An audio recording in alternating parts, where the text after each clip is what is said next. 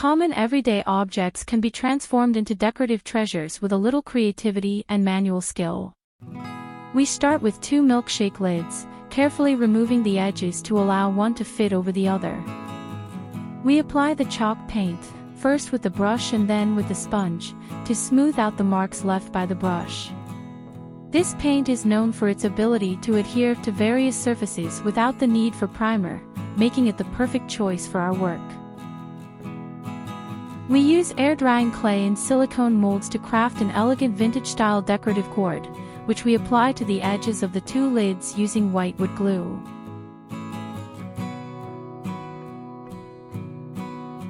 Additionally, we use silicone molds and air-drying clay to create delicate vintage-style ornamental pieces, which embellish the lids and begin the enchanting process of decorating our box. My affection for air-drying clay comes from its versatility in offering a wide range of options to create unique and characterful items, capturing the essence of the vintage style that I love so much. The use of silicone molds is extremely useful for producing complex, aesthetically pleasing details. The malleability of air-drying clay is another benefit, allowing each creation to be not only unique, but also an expression of beauty and charm. Being one of the most flexible and appreciated materials in crafts, air-drying clay is notable for its ease of molding, enabling the creation of detailed and well-finished pieces, even for less experienced people. With it, creating a bird without molds becomes simple. I use the handle of a brush to shape the bird's neck. I extend the clay in the opposite direction to the head to form the tail, thinning it until the desired shape is obtained. With my fingers, I shape the beak, leaving the bird almost complete. The tail is delicately tapered, culminating in a fan design.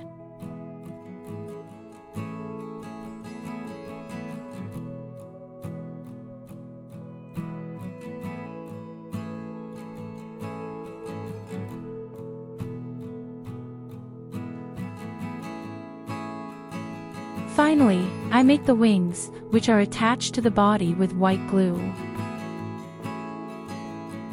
The small holes I make before gluing the bird to the box with white glue increase the contact surface, which makes the gluing more resistant to time and use. After drying overnight, which allowed the clay to solidify completely, I remove the edge of the lid, which is still more protruding than the dry clay.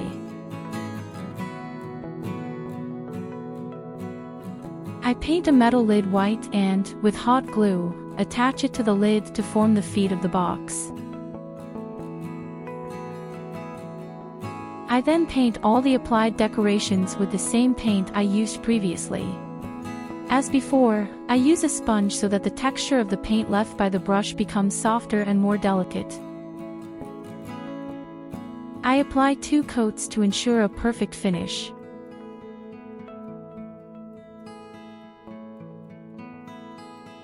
With precise and controlled movements, I apply the dark blue, which subtly blends with the white, creating an effect of depth and dimension.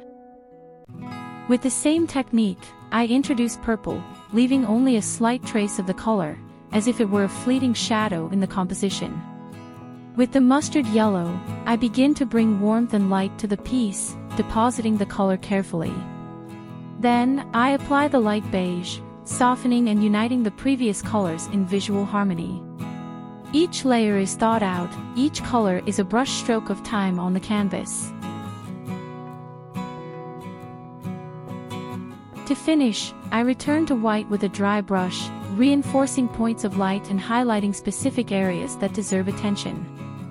And, as a final touch, with gold I achieve a noble shine and visual richness that only this color can offer. The result is a work that evokes the sensation of an ancient piece of clay, with its paint worn away by time. I choose a heart-shaped chocolate box and, using scissors, carefully remove the protruding edge. I use sturdy cardboard and hot glue to add structure and volume to the sides of the box, transforming it into a sturdy and inviting tray.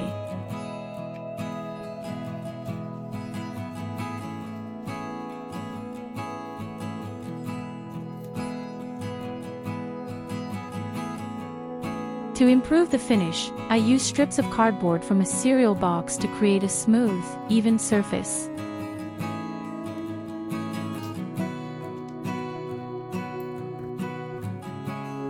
I prepare a homemade mixture of white wood glue and flour, adjusting the proportions until I reach the desired consistency of a textured paste.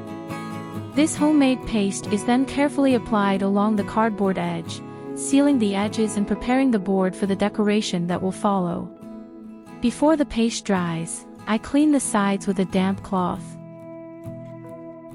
Using a stencil with a bird motif, I use the textured paste to decorate both the bottom and sides of the board, giving it a rustic charm and unique beauty. I dry each motif with a hairdryer, ensuring the decoration remains intact and smudge-free as I continue to embellish the board.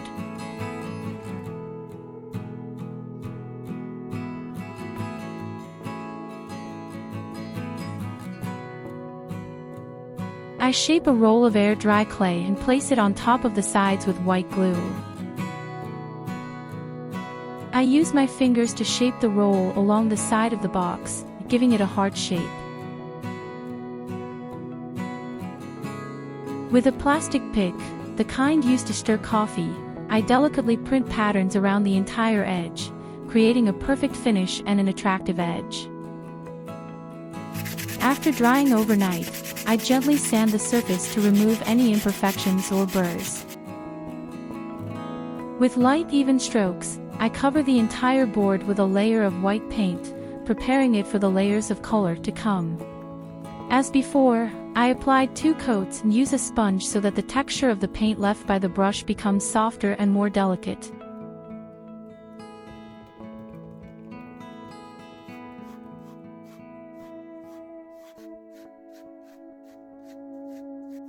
Repeating the meticulous process I previously applied to the box, I add several layers of paint, one after the other, each drying before the next is applied. This technique allows the colors to merge and create a final look that is reminiscent of an antique piece, as if it had been painted and weathered by time, telling stories of a distant past through its texture and overlapping tones.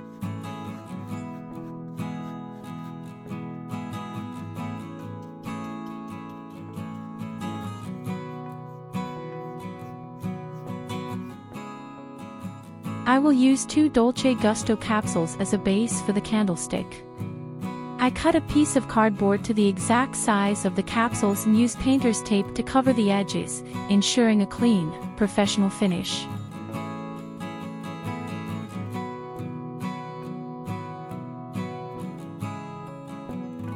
I use hot glue to attach the card to one of the capsules, creating the first layer of the structure. I then add a piece of EVA foam to the card with more hot glue, for a smooth and stable base.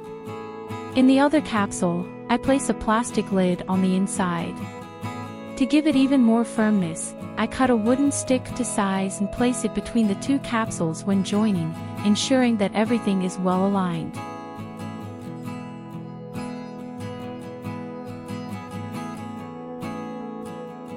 With the help of air-dry clay, I cover the cardboard that was glued to the capsule, hiding any trace of construction material and creating a smooth surface.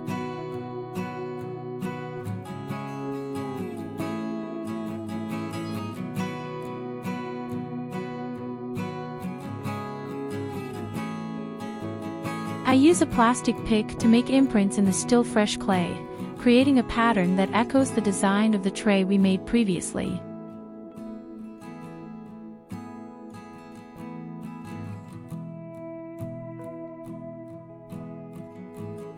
I also apply air-dry clay between the 2 capsules, reinforcing the union of the 2 parts and in the upper capsule to improve the finish of the candlestick. I use a tool to create texture on the edge of the capsule, and fingers dipped in water to smooth the texture.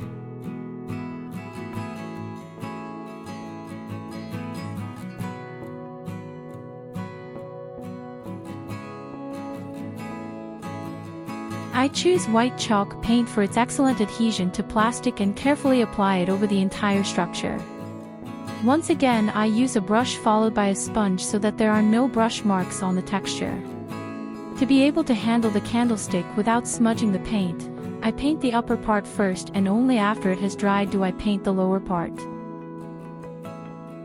While the paint dries, I prepare the floral decoration. Using my die cutting machine, I make flowers and leaves from a cereal box. I shape each flower and leaf, attaching them to each other with white glue to obtain a three-dimensional flower.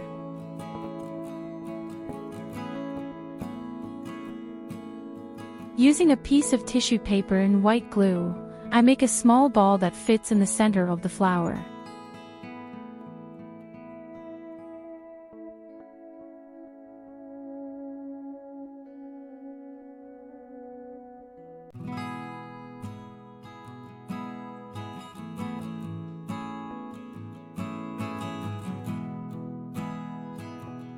To ensure that the flowers and leaves stay firmly in place, I choose super glue for its effectiveness and quick drying. I attach each decorative element to the bottom of the candle holder, ensuring that each petal and leaf is perfectly positioned. Super glue not only provides immediate adhesion, but also durability that will stand the test of time, keeping the candle holder's beauty intact. Each flower and leaf is covered with white chalk paint, harmonizing them with the candlestick. Following the process of the previous pieces, I will carefully superimpose layers of paint on the structure, starting with a deep blue, followed by an intense purple, a vibrant mustard, and finishing with a soft touch of light beige. On the leaves, I meticulously apply several layers of different greens, ensuring that each contour is highlighted. For the flowers, I choose a vibrant palette that dances between shades of blue, purple, and red, applying each color carefully so that, together, they build a visual harmony that is both vibrant and enchanting. When I feel that the piece has reached its full beauty, I apply white with a dry brush over the entire surface. At the end, a touch of gold for that glamorous vintage charm. Just like I did with the first candle holder, I prepare the capsules, but this time, I add a special touch.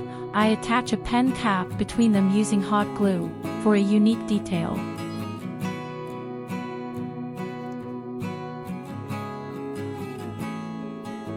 I apply air dry clay to the lower capsule, covering the cardboard, and with a little water on my finger, I smooth the clay until it is perfect. I repeat the pattern I created on the other candle holder, keeping the design consistent.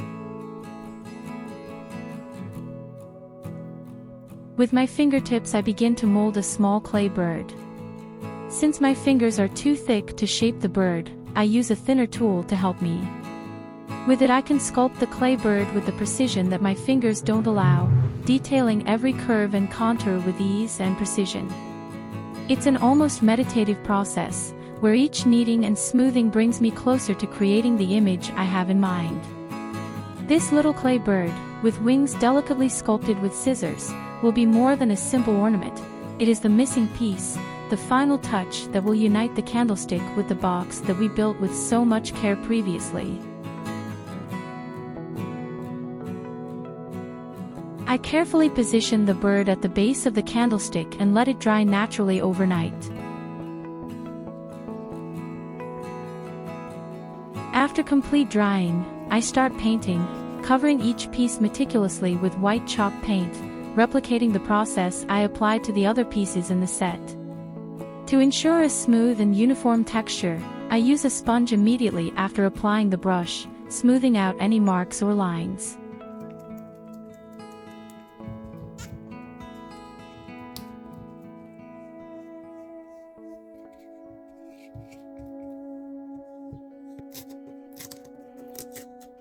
With the die cutting machine, I make flowers a little larger than those I produced for the other candlestick. As if it were clay, each petal is meticulously molded. The flowers are glued together with white glue, which adds depth and creates a three-dimensional effect, making the flowers more realistic.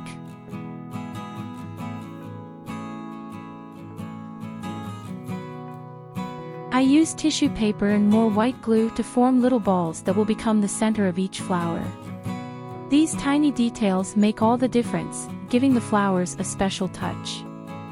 This process converts simple pieces of cardboard into magnificent flowers, ready to adorn and personalize the candlestick.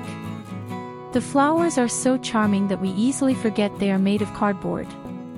With a cutting machine you can achieve a wonderful effect quickly and efficiently. The cutting machine allows you to create precise, detailed shapes, which is especially useful for projects like this. Another option is to use air drying clay, but it needs time to dry completely.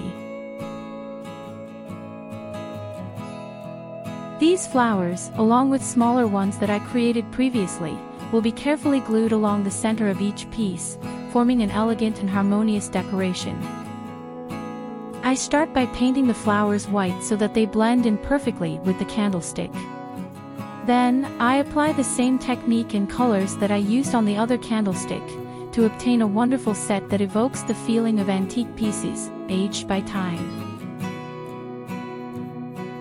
To create the desired effect, I apply the blues and reds to the flowers, as well as the greens to the leaves, with an almost dry brush.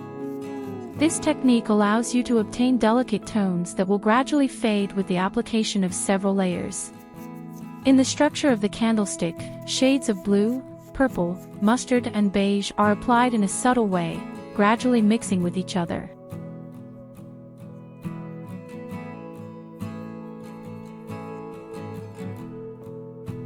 This soft base serves as a canvas when, with a dry brush, I apply the white paint, creating the perfect simulation of the natural wear of antique pieces. It's as if time has left its mark, wearing away the colors over the years. To add a touch of glamour at the end, I delicately apply a little gold with a dry brush. By using recycled materials, we are contributing to a more conscious world and at the same time, creating something beautiful. The delicacy of the shabby chic style, with its soft colors and purposeful wear, blends harmoniously with the charm of vintage, evoking memories of times gone by. The result is a piece that appears to have been sculpted from clay, painted and weathered, as if it had a rich and mysterious history. Soon we will bring you another wonderful project. Until then, let your creativity flow with this one here.